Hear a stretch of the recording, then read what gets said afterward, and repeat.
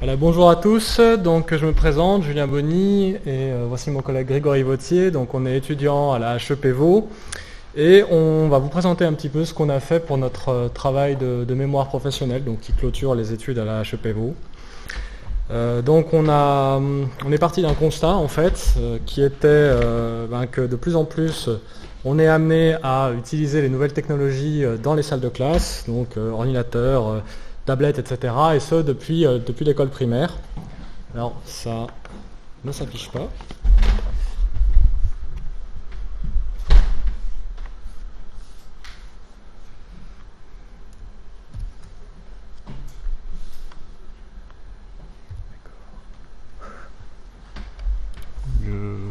Oui.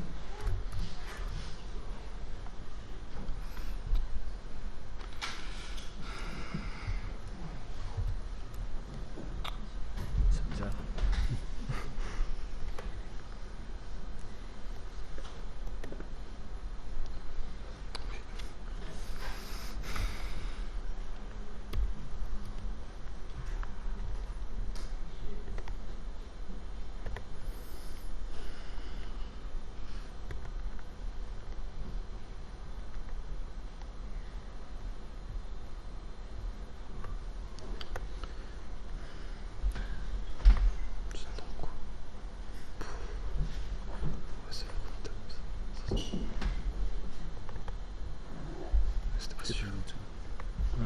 Sur la clé. Voilà.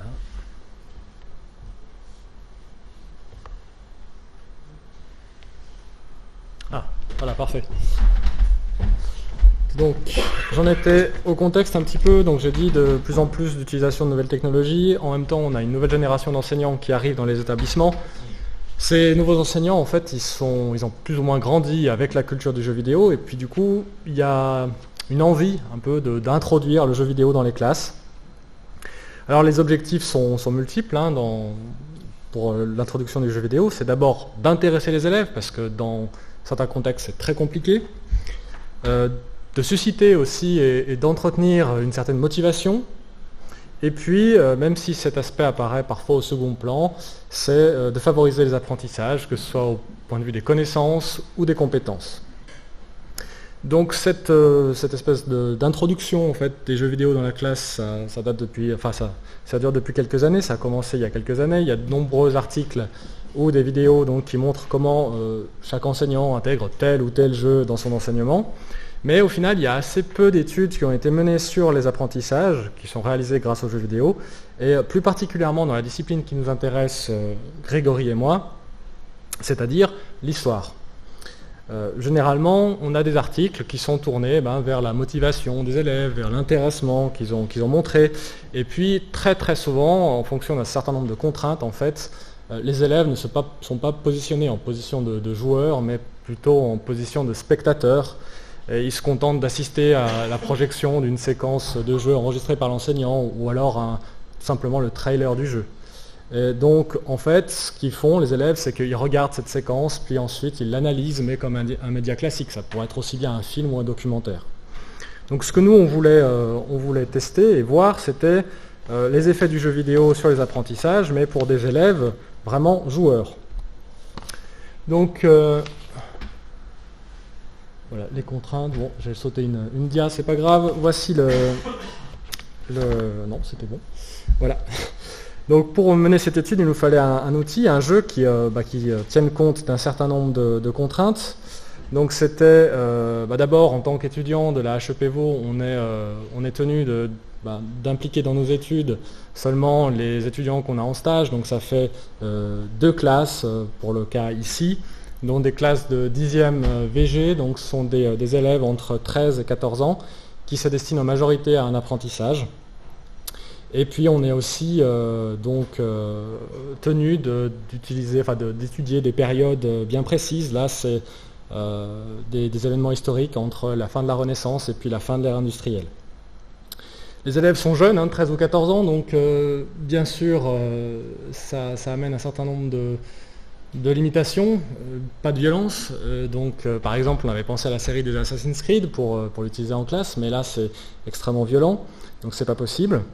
On a aussi regardé du côté des serious games, mais là, bon, l'offre elle existe, hein, mais elle est souvent en langue anglaise, et puis ça c'est pas possible pour des élèves de 13 à 14 ans, et puis ça concerne pas forcément les sujets qui sont étudiés dans l'école suisse. Donc pour contourner le problème et tester donc les apprentissages, on a choisi de développer notre propre jeu, ou du moins un premier prototype de jeu en fait. Donc il s'intitule Robespierre 10e, c'est un jeu de type visual novel, donc littéralement roman graphique. Donc c'est quelque chose de vraiment très très simple parce qu'on n'est pas du tout développeur. Donc il y a des textes simples, des images et des musiques. On a créé ça grâce au logiciel RunPy. Donc c'est un jeu qui se déroule durant la Révolution française et plus particulièrement durant la période qu'on appelle la Terreur. Et le personnage central du jeu est donc, vous l'avez compris, Robespierre. Et donc le scénario a été élaboré à partir d'un ouvrage scientifique, on va dire, d'une historienne, Cécile Obligy. Donc les visuels, comme vous pouvez voir ici, sont tirés au maximum soit de peinture, soit de gravure d'époque.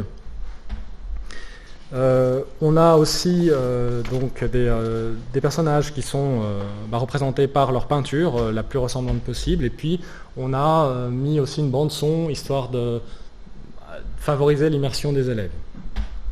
Donc le but du jeu en fait c'est une petite enquête historique où l'élève joue le rôle d'un député de la Convention, donc le régime politique à l'époque, et il est immergé en fait dans le contexte historique. Donc pendant le jeu, le joueur est amené à prendre un certain nombre de positions par rapport aux différentes lois, aux différents événements qui sont arrivés, qui sont advenus pendant la Terreur. Donc ces choix ont un impact sur l'aventure. Lorsque par exemple l'élève s'oppose au cours normal de l'histoire, eh bien il perd la partie. On a une petite uchronie, là par exemple c'est l'attaque de la Convention, une petite uchronie qui permet d'expliquer un petit peu quels étaient les enjeux derrière cette loi ou cet événement. Donc les objectifs sont multiples. Pour les élèves, c'est d'abord de faire prendre conscience à l'élève du contexte général très troublé de la Terreur, de présenter quelques lois et événements emblématiques, mais aussi de permettre une réflexion un peu plus poussée, on va dire, sur le personnage de Robespierre, et d'amener les élèves à essayer de reconsidérer un petit peu toute cette légende noire qui a été construite autour du personnage, et puis de questionner si possible, ça c'est un peu plus compliqué, mais questionner le rôle de Robespierre, l'agentivité, c'est-à-dire quel est son poids réel sur les événements qui sont déroulés à l'époque. Donc ce jeu, on ne peut pas y jouer tout simplement comme ça sans qu'il y ait quelque chose qui soit construit autour.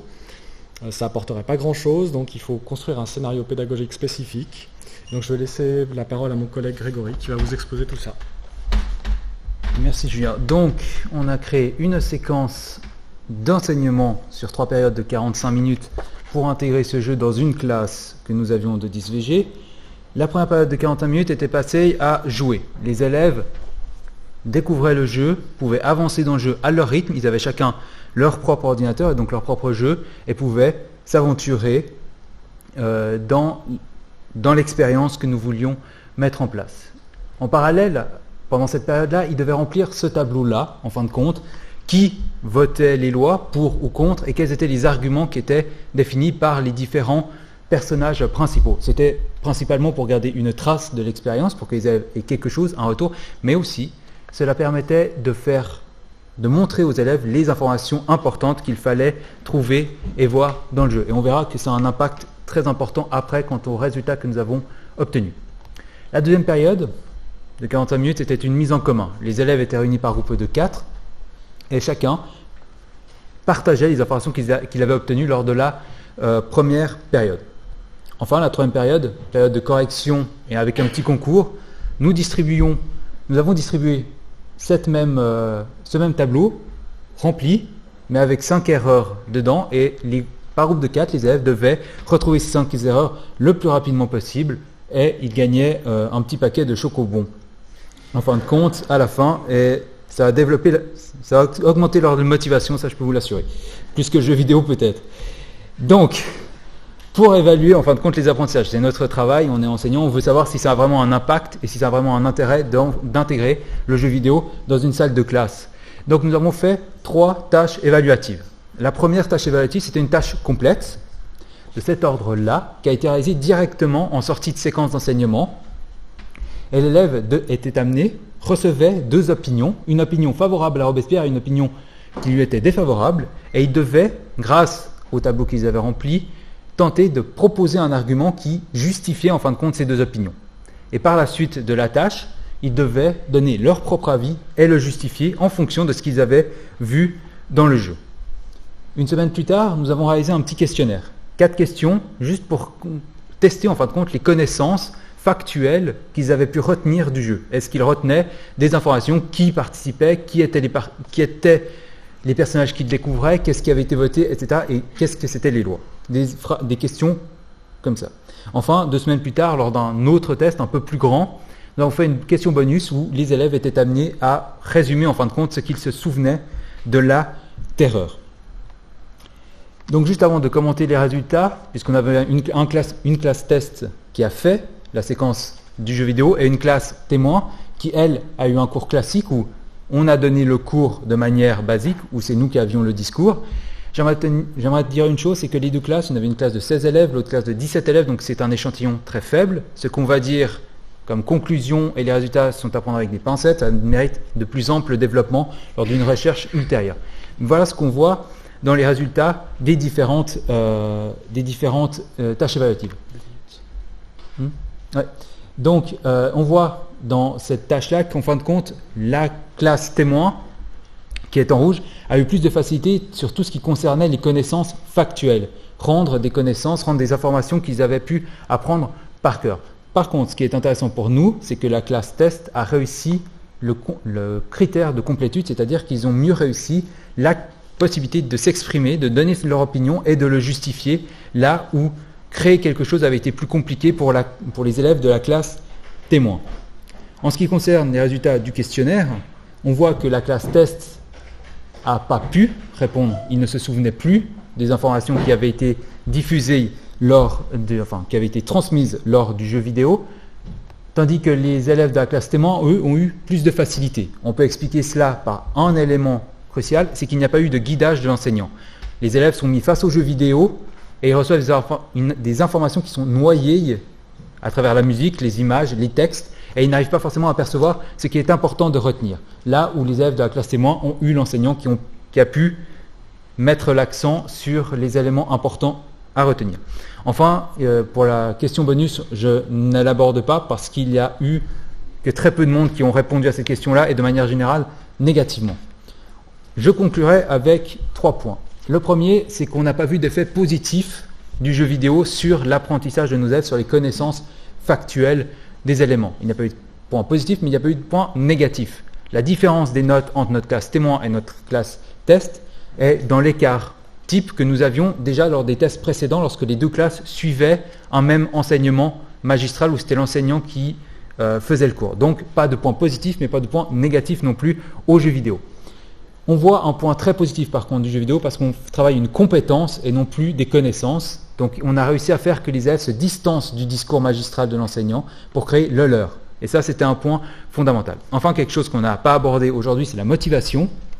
On a remarqué, parce qu'on a aussi étudié cela, on a remarqué un grand impact sur la motivation. Les élèves étaient motivés et très concentrés dans la tâche. Donc voilà quelques points sur les apports du jeu vidéo en classe. Merci de nous avoir écoutés et s'il y a des questions et le temps, bien entendu.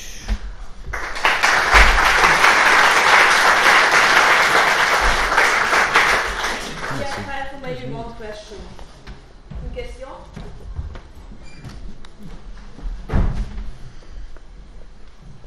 Vous parlez d'une plus grande motivation de par le jeu. C'est une motivation uniquement parce que c'était quelque chose de nouveau, ou est-ce que c'est, a priori, c'est effectivement de par le moyen que c'est le plus intéressant, effectivement? Alors ça c'est vrai, c'est quelque chose de très nouveau pour eux. Quand on parlait de jeu, ils ont été surpris de voir un tel jeu lui leur être proposé. Donc ça c'est vrai que c'est quelque chose de motivant peut-être d'être nouveau. Après, nous on avait une classe très problématique au niveau du comportement. Et on avait une concentration et une motivation où ils sont restés calmes pendant 45 minutes et vraiment impliqués dans la tâche. Donc on estime qu'il y a vraiment une motivation de leur part. Après, on voit aussi lors des différents questionnaires qu'on leur a fait passer qu'ils sont plus aptes et ils ont plus de volonté à avoir des séquences d'enseignement qui intègrent un jeu vidéo plutôt que le discours de l'enseignant, ils se sentent plus libres et surtout ils vont à leur rythme. Donc c'est peut-être ça qui a développé aussi leur motivation de pouvoir être... s'ils ont besoin d'un retour, ils peuvent le faire par eux-mêmes, ils n'ont pas besoin de demander et d'arrêter la classe. Ils sont seuls face à l'ordinateur. Si je peux juste rajouter quelque chose, là on est sur un jeu très textuel, donc il y a beaucoup de textes, et c'est des élèves, si on leur donne un texte de plus de 10 lignes, ils vont commencer déjà, on va en perdre quelques-uns. Donc là on les a tenus pendant à peu près une période, donc à peu près 45 minutes. Merci. Ok.